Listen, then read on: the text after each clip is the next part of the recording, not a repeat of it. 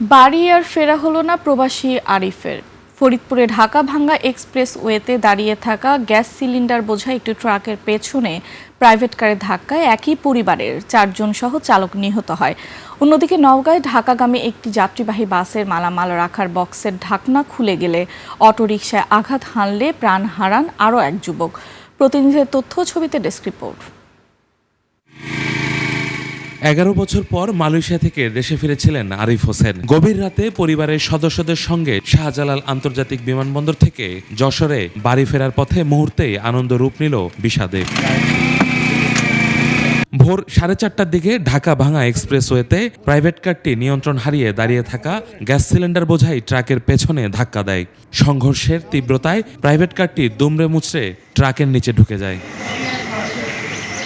Police ও fire সার্ভিসের কর্মীরা ঘটনাস্থলে পৌঁছে গাড়ি কেটে মরদেহ উদ্ধার করে। ঘটনাস্থলেই প্রাণ হারান মালয়েশিয়া প্রবাসী আরিফ হোসেন, তার ছোট ভাই রাকিব হোসেন, বোন আয়েশা খাতুন, মা নূরজাহান বেগম এবং প্রাইভেট কার চালক জাহিদ হোসেন। 2 শিশু হুসাইন ও তাসফিয়াকে হাসপাতালে নেওয়া হলে এক শিশু মারা যায়। পুরো পরিবার হারিয়ে এখন নির্বাক খোসালনগর গ্রামের শহীদুল ইসলাম। স্বজনদের আহাজারি আর কান্নায় ভারী হয়ে উঠেছে ঝিকরগাছার বাতাস। ইউসুফ হাসান নাইম, 21 টেলিভিশন।